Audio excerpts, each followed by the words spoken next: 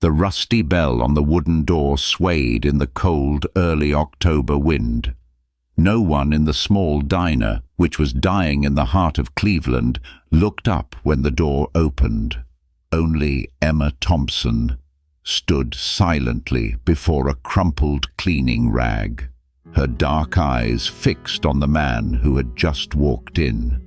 He looked like a ghost of the city. Tangled hair, a stained coat, tattered shoes, and his eyes. They weren't the eyes of a homeless man. They were sharp, perceptive, taking in every detail: the flickering neon sign, the peeling floor, and the old black and white photograph hanging crookedly by the cash register. The photo was of this diner in 1986, when it was still the heart of the neighborhood, founded by the couple Miguel and Rosa Reyes. Another one coming in to ask for free water. Jessica, her fellow waitress, pouted, speaking loudly without any attempt to hide it. In the kitchen, Marcus jutted his chin. Should we remind him that the restroom isn't for vagrants? Emma froze. It wasn't because of the indifference. It was because there was something in his eyes that made her pause. It wasn't a look of begging. It was the look of a man who had once lost everything and was now returning to find something more important than possessions. The man chose the best corner seat, the one with a view of the entire diner, and sat down quietly. No bowed head, no begging. I'll serve him. Emma picked up a wrinkled menu and an old coffee pot, walking toward the table with a gentle smile. She didn't know that this small act had just opened the door to a storm that would sweep away everything rotten in this diner. "Hello, sir. Would you like some hot coffee?" "Thank you." "Black. No sugar." His voice was hoarse, but not uneducated. There was something in it that resembled the accent of Emma's grandmother when she used to sing lullabies in Spanish. Emma poured the coffee, oblivious to the eyes watching her, eyes that were memorizing her every gesture as if she was the only one who still held on to something called humanity in this place. No one in the diner knew that the man was using the latest model smartphone hidden behind his tattered coat. No one saw him quietly taking pictures of the diner, typing something onto the screen. No one knew he was Daniel Reyes, the legal owner of this diner, who had left 20 years ago after a fierce argument with his father. But Emma didn't need to know that. She only knew he was hungry, and those eyes, beneath the dust of time, still held something that resembled the look of an abandoned child, both cautious and fragile. And so she chose kindness. She chose to treat him like a human being, regardless of who he was or where he came from. She had no idea that with just a bowl of soup and a piece of toast, she had rekindled the dead dream of a family, stirring an undercurrent that would swallow all the deceit in this place. And she herself would be the one to change everything, not with power, but with unconditional kindness. Because sometimes a small act of kindness is the spark that ignites a revolution. Emma placed the coffee cup down in front of the strange man. Though the table wobbled and its surface was sticky with dried chewing gum from a long-gone era, she carefully wiped the rim of the cup with a cloth before leaving. "Would you like to order now, or do you need a moment with the menu?" The man glanced at the tattered menu, then smiled faintly. "What do you recommend?" That question made Emma stop in her tracks. How long had it been since anyone had asked for her opinion on anything? No one cared what she thought, what she wanted. She was just someone who carried plates, wiped tables, and poured coffee. No one asked a waitress like her, "What should I eat?" Well, I think the grilled cheese is the best thing Marcus makes, just crispy enough. And the tomato soup is fresh today. Not from a can, simple but honest. The man nodded. Sounds like the food of people who still believe in kindness. Emma let out a soft laugh. "I'll get both for you." As she turned away, no one in the diner noticed the man's movement. He pulled a phone from his pocket, a new, gleaming model, completely at odds with his ragged appearance. He opened the camera, quietly snapping a few photos of the diner's corners, the kitchen line, and even the price board with its peeling paint. Every detail was meticulously recorded, as if he were investigating a scene. In the kitchen, Marcus slammed a plate onto the counter with a thud. "One grilled cheese and soup for the homeless guy. Put your heart into it. It's for a gourmet gentleman." "Marcus." Emma frowned. "Don't call people that."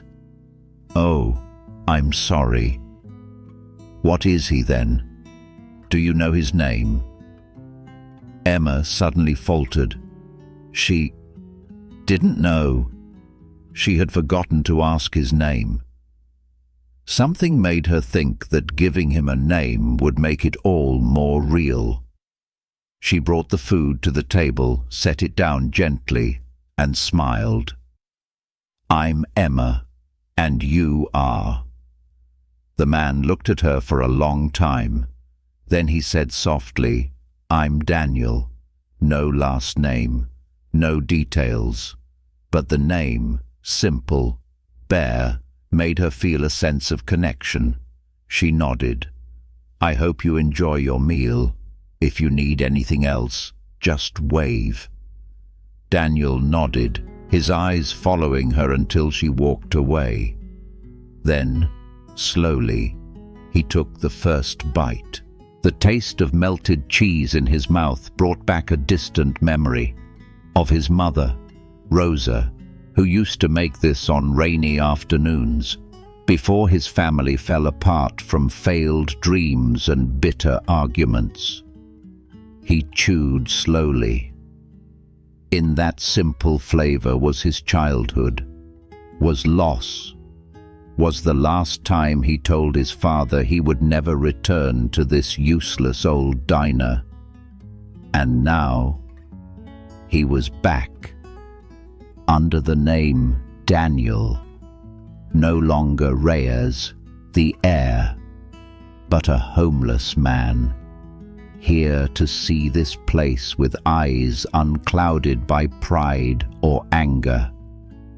At the register, Emma was having a quiet argument with Jessica because Jessica had just mocked a hard-of-hearing old man for asking about his order too many times. At the kitchen door, Daniel saw Marcus scrape leftovers into a storage container without washing, without checking.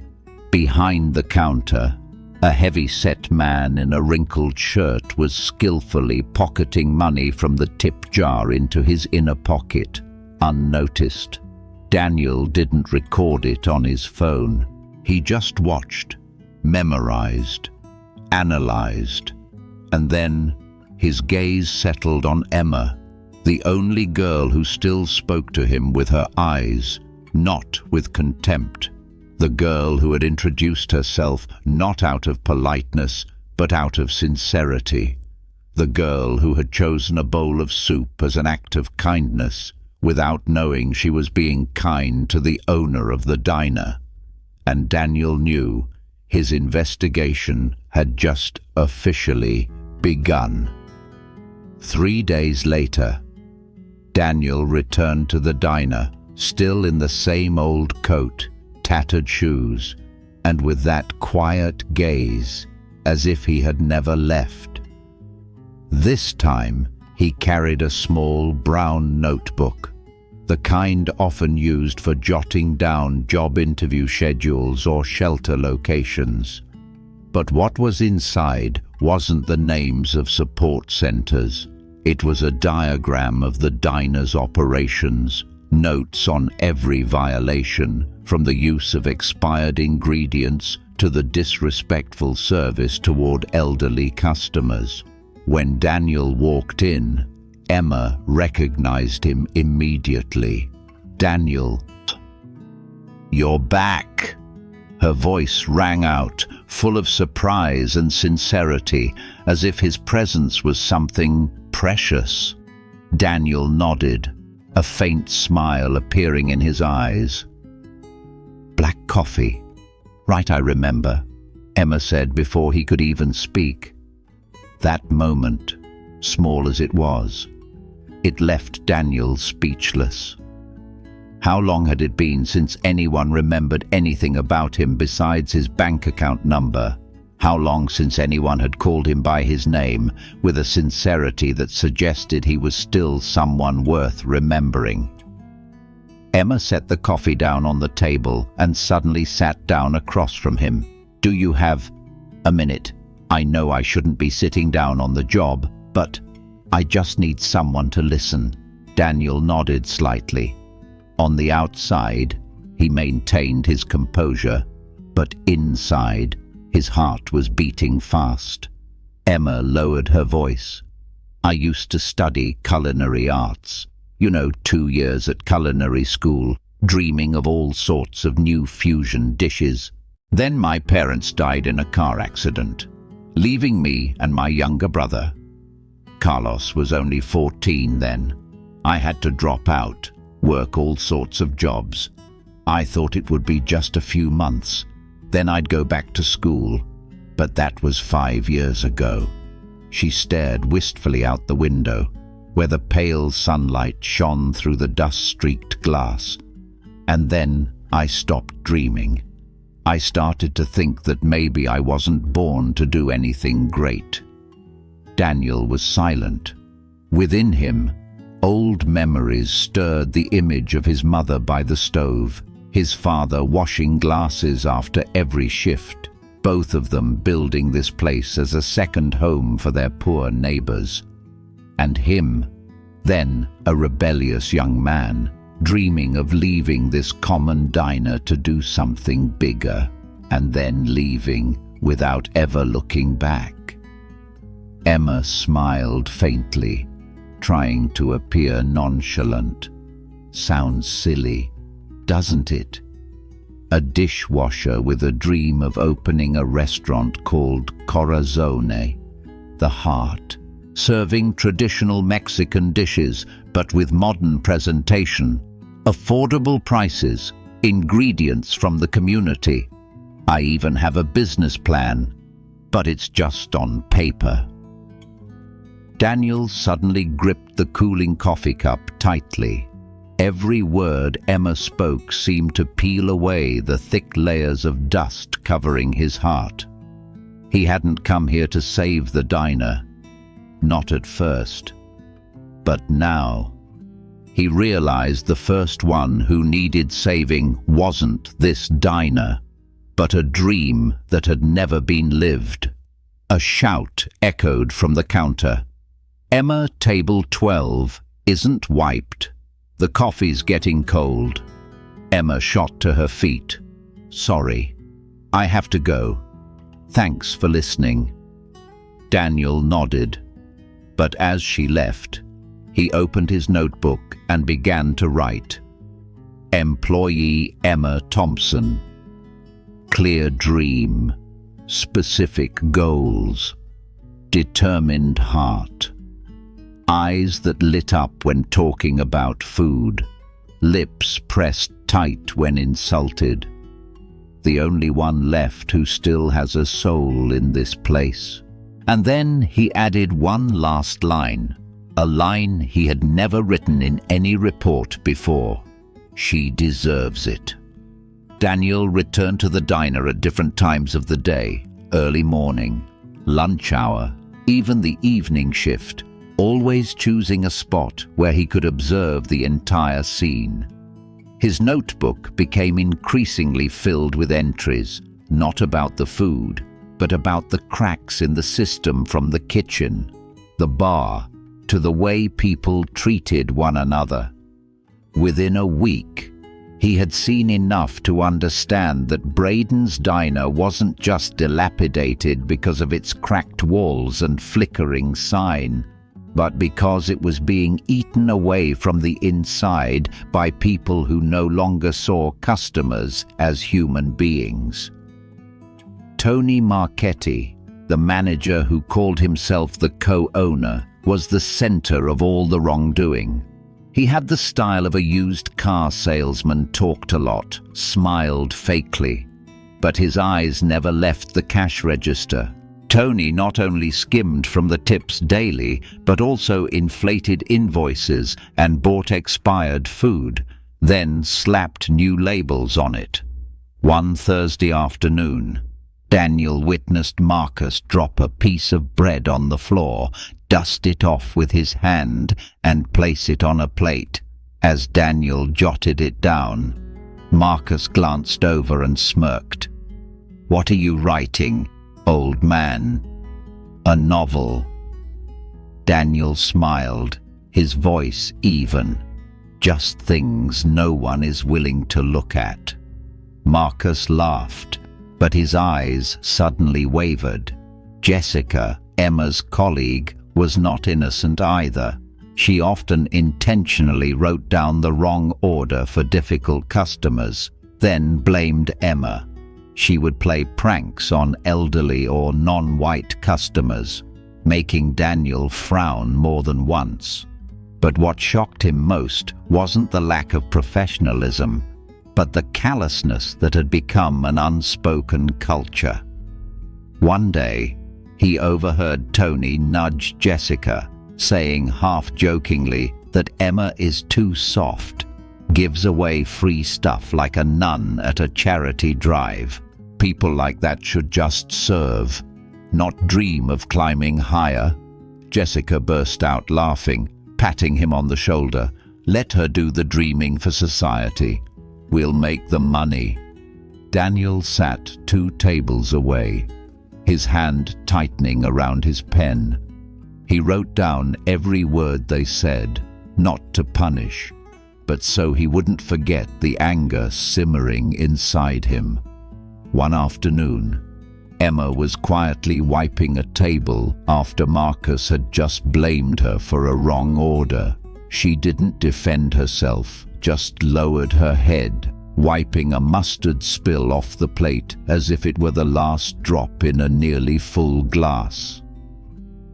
Daniel called her over. "Emma, can I ask you something?" She froze, a strained smile on her face. "Yes, if you had proof that Tony doesn't own a thing here, what would you do?" Emma gave a sad smile, her eyes looking down as if avoiding a question that was too far-fetched. "Are you asking a waitress who works double shifts every day about fighting a guy the whole neighborhood believes is the owner? What if Mr. Reyes's real son came back?" Daniel asked quietly. Emma looked up at him, pursed her lips, and then slowly shook her head. "Honestly, I don't think he'd be any different from Tony. They have money. They have power. People like that don't understand the value of a bowl of soup or a clean tablecloth. They only see profits and losses. They don't see the things you see." Daniel didn't answer. He couldn't, because she had just painted a picture of him, a man who had once run away from this place, thinking he was too big for a small diner, only to return now, broken and empty. Emma refilled his coffee, never losing her customary kindness. "I'm sorry," she said. "I shouldn't take my frustrations out on you." Daniel gave a slight nod, but inside him, the proud walls around his heart were cracking, piece by piece. Emma didn't know the truth, but she was right. He had once been a Tony, just one who wore an expensive suit. The twist came in that moment Daniel realized he hadn't come back to inspect the property, nor to decide whether to sell or keep it. He had come back to determine if what his parents believed in about kindness, about community, about food as a tangible form of love still remained here. And the answer had appeared, standing right in front of him, holding a coffee pot, with eyes that knew exhaustion but had never lost their kindness. Emma. That night, Daniel sat in his rented Honda in the parking lot across from the diner. On his lap was a notebook, nearly full. On the last page, he wrote in bold red ink, "Emma, the last remaining soul." Then he dialed Martinez, the private investigator who had helped him handle dozens of multi-million-dollar deals. But this time, Daniel's voice didn't have the cold edge of a tech CEO, but the urgency of a son. "Martinez, I need a copy of all legal records related to the ownership of Braden's Diner. Check carefully for Anthony Marchetti. See if his signature is on any transfer agreements." "Got it. Is something serious going on?" "Boss." Daniel hesitated, looking at the diner's mottled yellow light, where Emma was folding napkins for the evening shift. "This isn't just about business anymore," he whispered. "I need to know if there's anything left to believe in at this place." The next day, Daniel returned to the diner right at the peak of the lunch rush. This time, he didn't sit in his usual spot. He chose a corner near the kitchen, a spot where he could overhear every conversation behind the counter. Tony was chatting with Jessica, his laughter booming as if the whole world were his private joke. "That Emma girl always thinks she's Mother Teresa. Yesterday I saw her sitting with that homeless guy like she was filming some kind of charity TV show." Tony sneered. Jessica burst out laughing. "Actually, that guy doesn't really look like he's from the streets. You think he could be a spy from a news station?" "Could be. But don't worry, I have a way to handle it. I control all the cameras, the tips, the paperwork. If anything goes down, I have enough evidence to pin it all on Emma." Daniel recorded every word, not with a pen this time, but with a small recorder hidden in his jacket pocket. He knew the game was changing, but to turn the tables, he needed proof, and Emma needed to be protected. Late that afternoon, as the customers thinned out, Emma quietly brought Daniel his coffee. She sat down, exhaustion evident in her every movement. "Do you ever feel like you're holding on to something that's slowly dying?" she asked. Daniel watched her intently. "Are you talking about yourself or this place?" Emma let out a soft laugh, but her eyes weren't smiling. "Both," she replied. "I don't hate this place, Daniel. I just hate how it's being twisted. I've heard stories. This diner used to belong to the Reyes couple. They built it with their own hands, with love. When Mr. Reyes passed away, Tony said he was an original shareholder, but no one's ever seen the papers, and no one dares to ask." Daniel kept his expression neutral. but his heart began to pound. She was getting closer than ever to the truth he'd been hiding. "I heard. They had a son," Emma continued, her gaze distant as if she were talking to herself.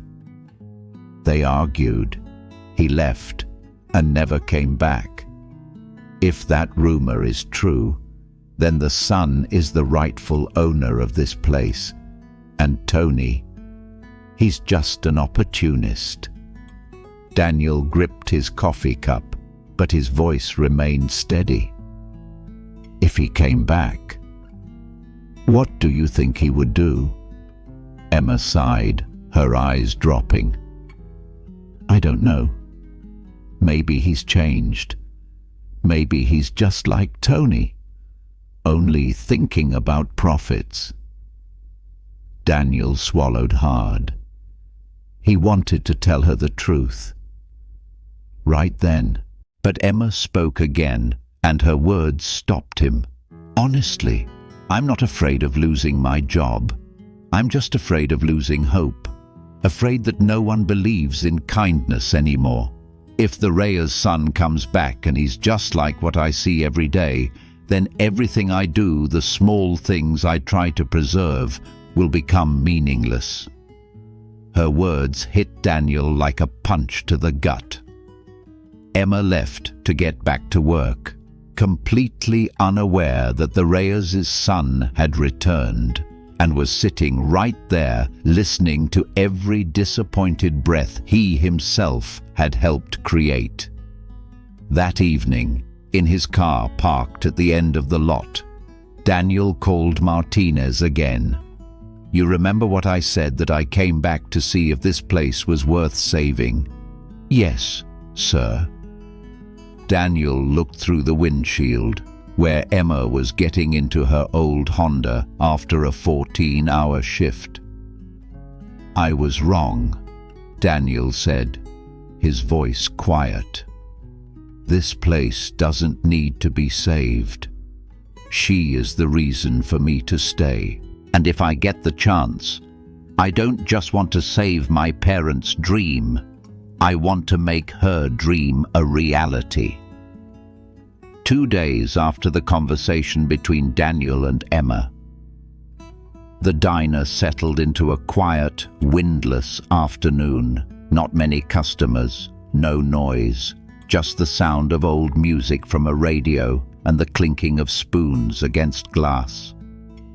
Daniel sat quietly at the table by the window, gently turning a pen in his hand, his eyes following Emma's every move, as if he were afraid of missing something important. Emma cleared table number 4, wiping every water streak from the surface with a patience few people in her situation could still muster. A few thin strands of hair clung to her forehead, and her eyes were shadowed from lack of sleep. But her hands were still gentle. Her eyes still had a light in them every time she served a bowl of hot soup to a lonely elderly person. Daniel called out softly, "Emma." She turned, smiling wearily. "Can I get you anything else? Just wanted to ask about Corazzone, the restaurant you mentioned." Emma stopped short. A flicker of hesitation crossed her eyes, as if that dream had been stuffed into a dusty drawer, its name unspoken for a long time. "You remember?" She chuckled, surprised. "I was just rambling." "Not rambling at all," Daniel replied softly. "You spoke about it like it was the thing that pulled you through the worst of times. I want to know more." Emma sat down the first time in weeks she had allowed herself to do so mid-shift. She set her cleaning rag aside, her hands clasped in front of her. Corazón. It means heart in Spanish. I wanted to build a place that didn't just sell food, but offered a feeling of being welcome like home. I used to dream of creating modern Mexican dishes, like a mole Negro paired with French-style roasted duck, or transforming cornbread into a smoked corn chowder, sprinkled with cotija cheese and a licorice-infused sauce. Daniel was silent, not just because of the creative dishes, but because of the way Emma spoke. Her eyes lit up, her hands gesturing with each description, as if every detail was already fully formed in her mind. Nobody believed in me. Emma continued, her eyes lost in the space before her. I once wrote a whole business plan. It had a cost analysis, a plan to recruit young trainees from poor neighborhoods, offering free culinary training to those who couldn't afford it. But then, reality hit. I chose to support my family, chose safety, and gradually, I stopped believing in my own abilities. Daniel felt a lump form in his throat. What Emma had given up was the very thing he had once thrown away. But the difference was stark. She gave it up to care for her brother, to keep her family together, while he had given up out of pride, because he couldn't stand his father teaching him how to polish a coffee glass instead of how to make $1 million. Emma, Daniel said, his voice deep, do you know what impresses me most about you? She looked at him, a little confused. Daniel answered, it's not how you wait tables. It's not how you patiently wipe every streak. It's how you still dream even when no one is paying you for that dream. A silence fell between them. Emma clasped her hands tightly. You're too kind to me, she whispered. But I don't need pity. It's not pity, Daniel said. It's respect. At that exact moment, a sharp voice barked from the counter.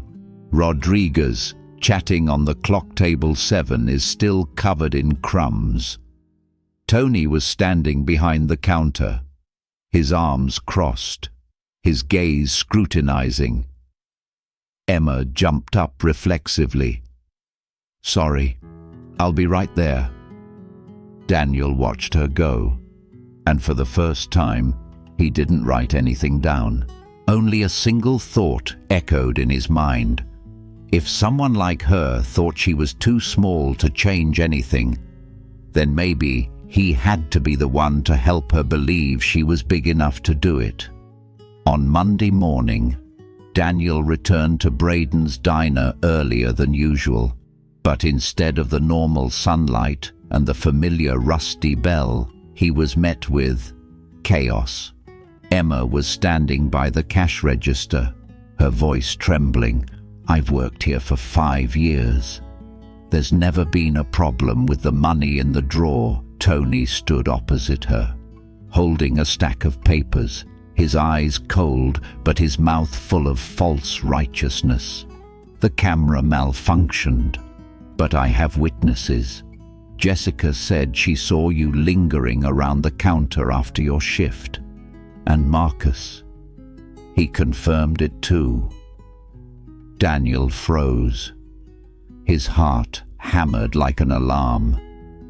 The trap had been sprung, and now it was closing around Emma, the person he hadn't yet been able to protect. Emma looked around as if hoping someone would speak up for her. But Jessica looked away, and Marcus pretended to wipe a table. The whole diner fell silent, as if she had already been condemned. The issue isn't the $20, Emma, Tony said, his voice low but sharp as a knife. It's about trust. It's about principle. This is a restaurant, not your personal charity fund. She stiffened. Daniel saw her hands tremble slightly, but her back remained straight. You're slandering me. You call it slander, when that homeless man sits here all day, drinking free coffee, eating free food? Did you think I didn't know you were colluding with him?"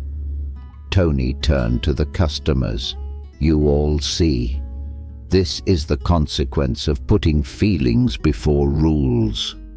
A waitress who thinks she's a saint." Daniel stood up. Every instinct in him screamed to react. But it still wasn't the right time. No, not now. He clutched the notebook in his jacket pocket. The recording was still running. The proof was still there. But Emma was standing on the line between her dignity and surrender. She turned and looked at Daniel. Her eyes looked shattered. "Do you think I'm that kind of person?" she asked softly. Daniel was speechless. A part of him wanted to scream. A part understood that if he answered now with his real identity, he would be robbing her of her choice. And then Emma slowly untied her apron. She placed it on the counter. Her voice no longer trembled. "You're right, Tony. I did feed that man. I gave away coffee, soup, even advice. Because he was hungry, and because he is a human being." She turned to the silent onlookers. "If that makes me unfit for this place, then maybe I was in the wrong place to begin with." It was a slap, not with a hand, but with dignity delivered to Tony's face in front of the entire diner. Emma turned on her heel to leave, but before she was out the door, she stopped by Daniel's table, whispering, "I'm sorry. I didn't want to drag you into this." Then she walked through the door, taking with her the cold morning wind and the last glimmer of light left in this old diner. Daniel sat frozen. Then he silently opened his phone and sent the recording to a backup email. When the screen displayed "sent successfully," he made a call. "Martinez, the plan has changed. Send the entire legal file and the financial investigation results to the law firm immediately, and prepare a public version." "What's going on?" Boss Daniel closed his eyes, his voice hardening. Tony just made the biggest mistake of his life. He messed with the only person left who still holds the soul of this place. Emma's old Honda was parked askew at the far end of the lot behind the diner. It was about to rain. Grey clouds descended like the sorrow that had just crashed down on the young woman's shoulders. Emma sat motionless behind the wheel. Her hands gripped the steering wheel tightly. Her eyes stared straight ahead, but she didn't really see anything beyond the hazy fog on the windshield. The accusations, the cold stares, the betrayal of her colleagues, it all echoed in her head like a voice in an empty room. She had tried to be kind. She had done the right thing. And yet, in the end, everything collapsed because of a meal and a cup of coffee. A soft knock on the car window made her jump.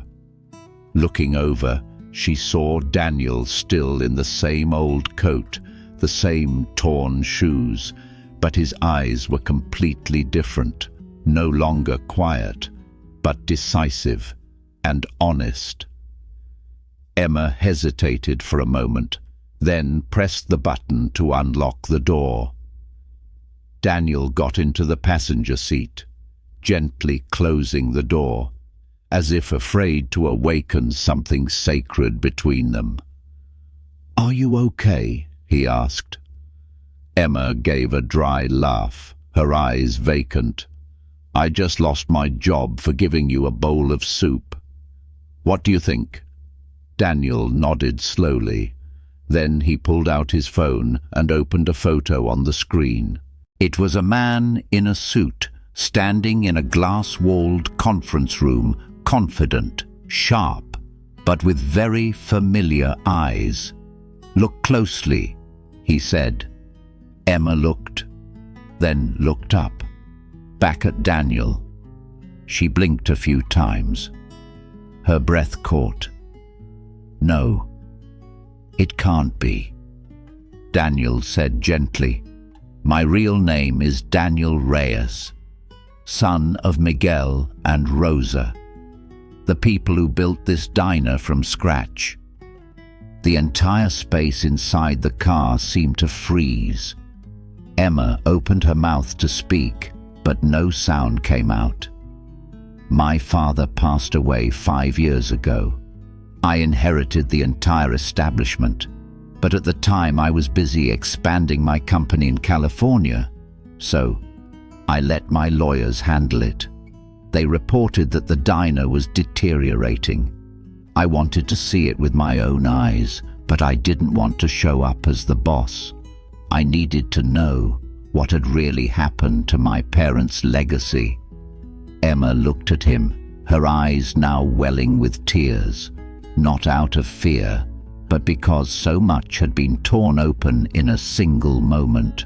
"So, all the times you came, all the conversations, they were real?" Daniel said immediately. "There was no act, no script. The way you talked about food, about Corazon, about teaching a trade to kids with no opportunities, that's what made me stay. You reminded me of my parents, of the things I had forgotten while I was busy making money and running from the past." Emma tilted her head, whispering, "So, I told my entire dream to someone who could make it a reality, without even knowing it.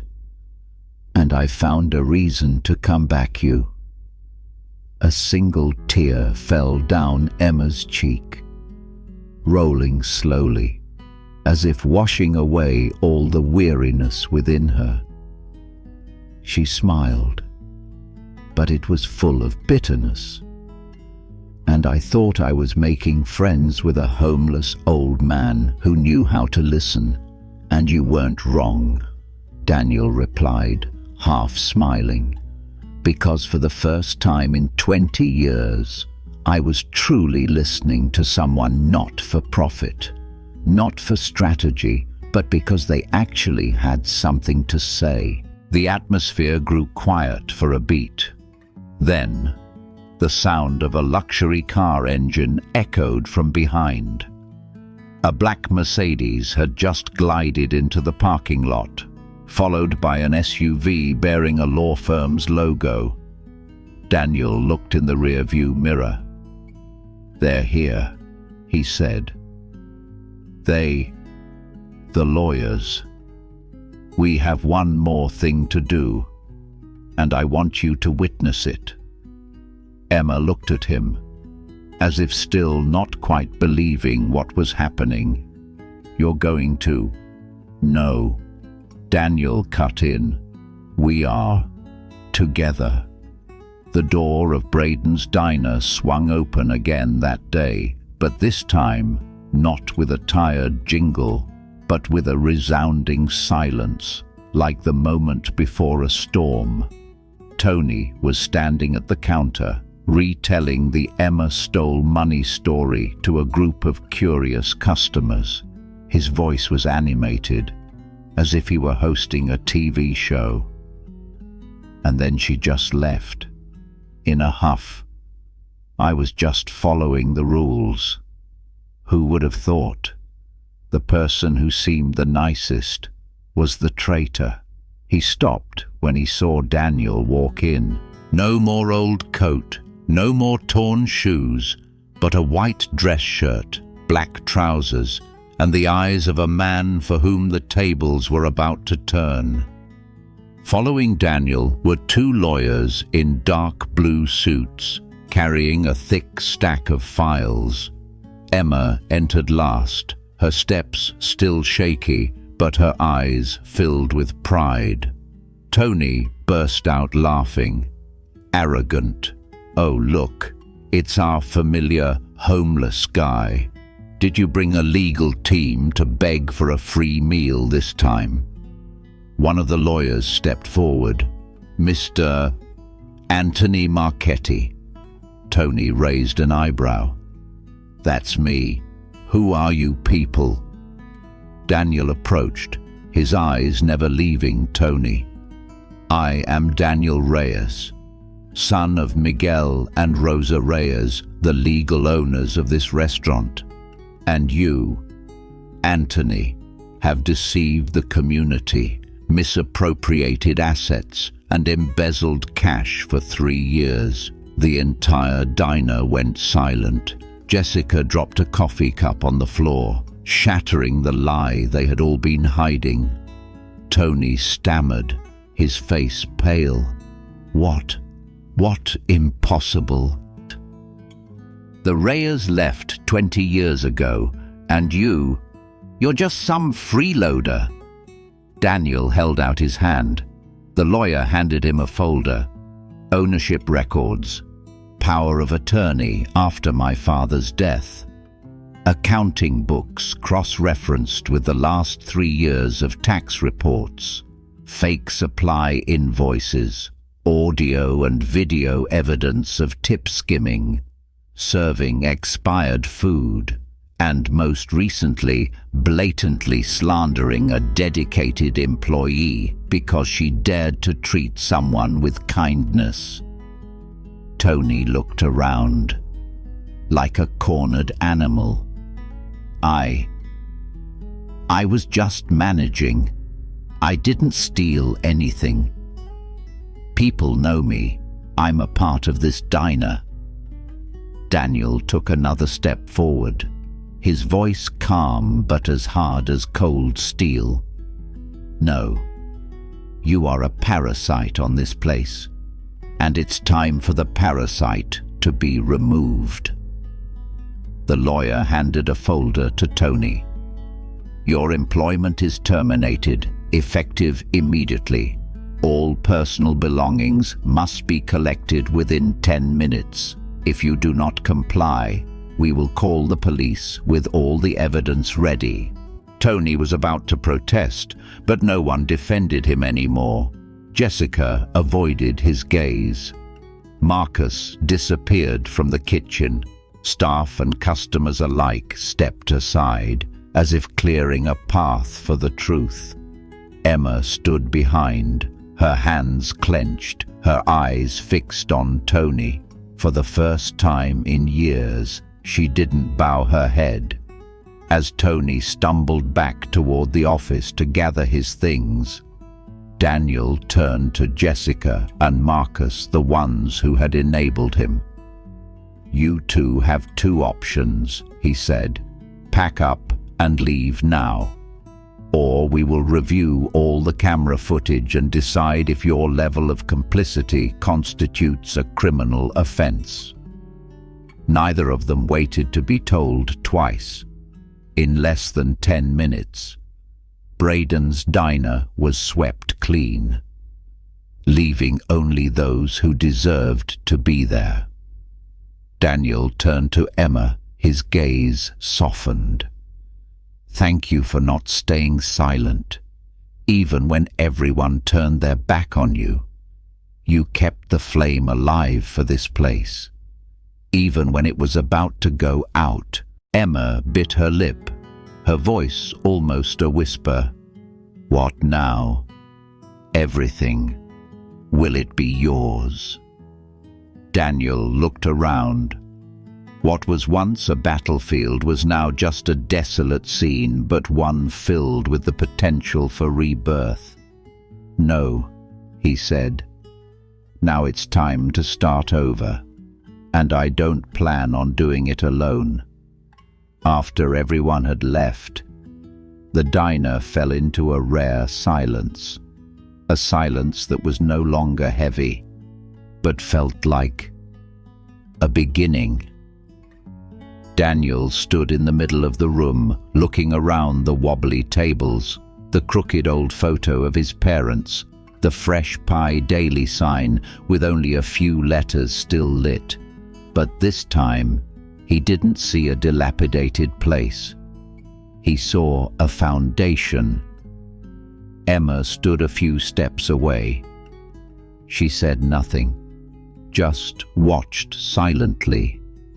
The exhaustion was still etched on her face, but her eyes were different, clear, strong, and deeper. Daniel walked over, holding a white envelope.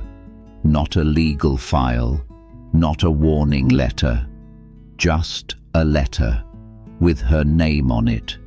"Read it," he said. Emma opened the envelope. Inside was a single page.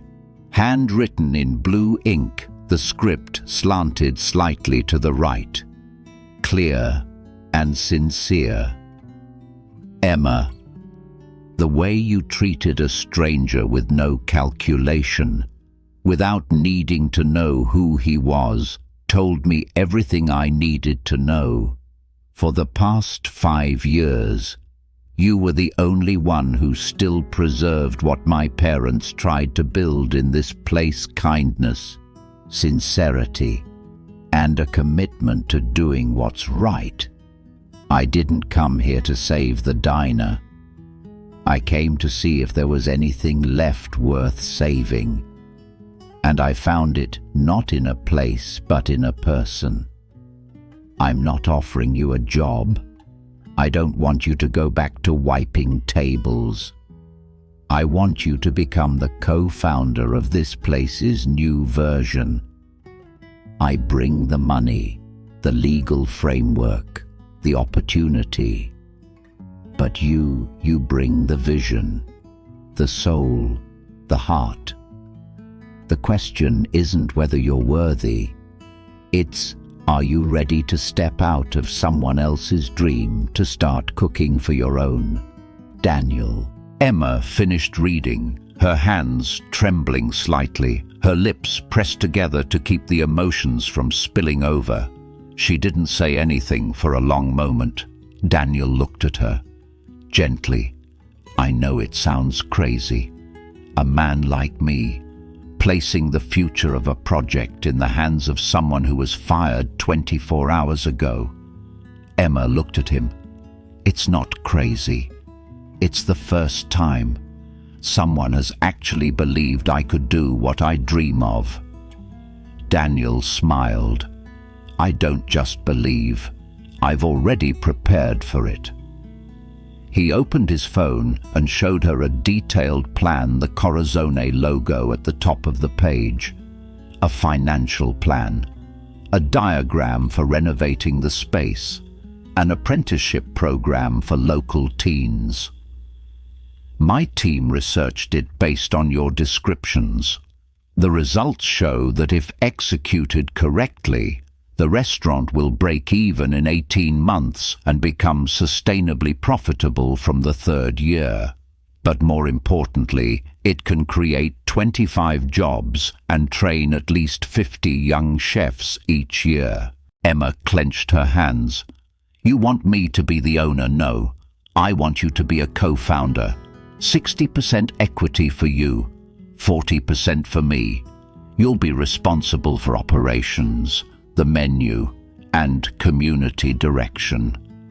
I'll just provide capital, legal support, and stay in the background, like my father used to do."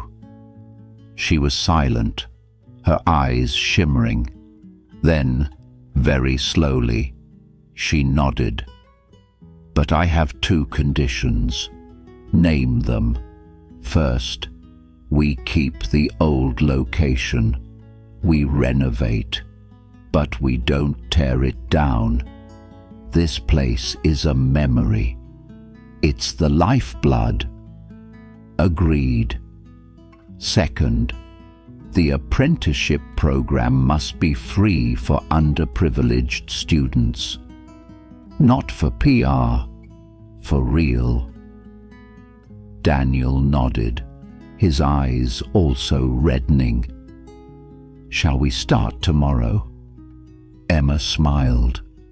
For the first time, it was a full, unhidden smile. "No, we start right now." The afternoon light slanted through the large glass window of Corazon, casting a golden hue on the dark wall tiles and reflecting off the rows of solid wood tables restored from the old wood of Braden's diner. There was no trace of peeling paint, no clatter of breaking dishes or tired gazes. Now, every small corner held the breath of life and something larger, a dream once deferred, now in full, vibrant bloom. Emma stood behind the open kitchen counter, no longer a crude back room, but the heart of the entire space. She was carefully plating a duck confit with mole negro, a dish that was once just a whisper on a dreary afternoon, now nestled on a white porcelain plate with a glossy, dark brown sheen, lightly sprinkled with toasted orange zest and a few sprigs of fresh cilantro like a proud sketch. "Table 7, order up." Emma's voice rang out, clear and confident, answered by a curly-haired young man, only 19 years old, Marcus Rivera, who once didn't know how to hold a knife. Now the evening shift's sous chef. On it, chef, he beamed, carrying the dish to a couple celebrating their 10th wedding anniversary. Every plate at Corazon was a story. Every customer was a witness to a miraculous resurrection, not just of a diner, but of an entire community. The Corazon sign hanging on the front glass door was carved from black steel on a recycled wood background, with a small line of text below. Every meal matters. Every person has dignity. Every dream deserves to grow. Not an empty slogan, but a promise. Next to Emma was Carlos, her younger brother, now 21, and just finishing his final year in restaurant management. He coordinated reservations, took care of VIP guests, and handled back-of-house operations like a true professional. "Sis," Carlos said as he approached, "the food critic from the Cleveland Times wants to see you. She just finished the pozole espuma. She's been smiling ever since." Emma swallowed hard, not because she was scared, but because the old memories hadn't completely left her. Memories of days hoping for a tip big enough for gas, of nights washing dishes until dawn, and of the feeling of being buried, forgotten, unseen. But now she was seen. She walked out to meet the critic, a young, sharp woman with experienced eyes. "Chef Rodriguez," the woman said, "I only have one question. How can you maintain such a high standard of quality while your prices are half that of other restaurants of the same caliber?"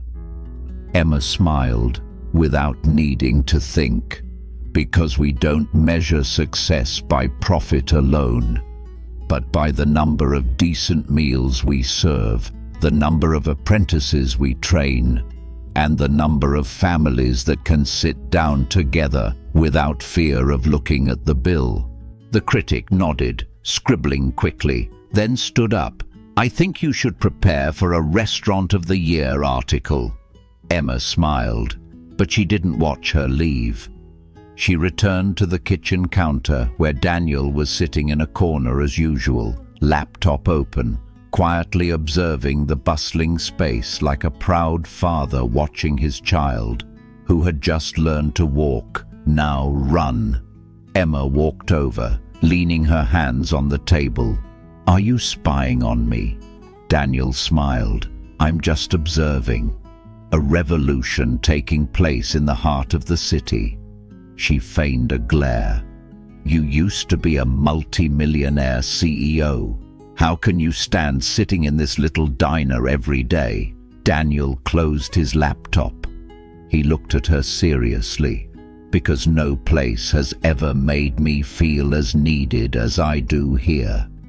And because no one has ever made me want to be a better person the way you have." They sat there, at the old corner table where they first met.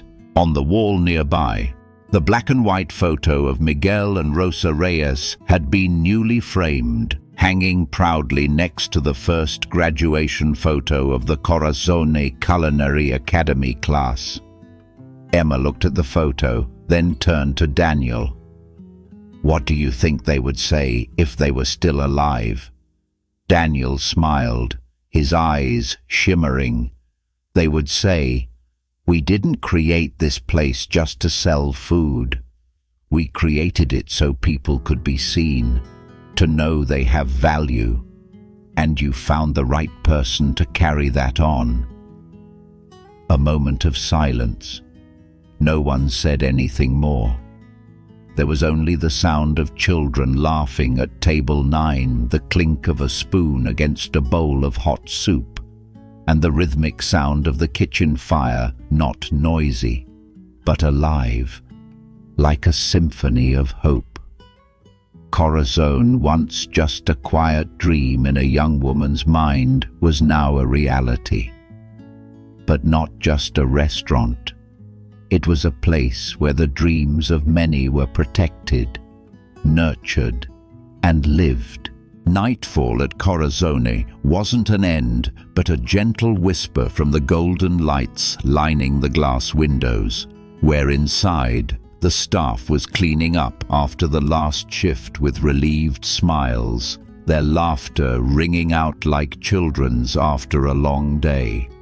Emma stood at the entrance, her hand locking the glass door that was once broken-hinged, now shiny and secure.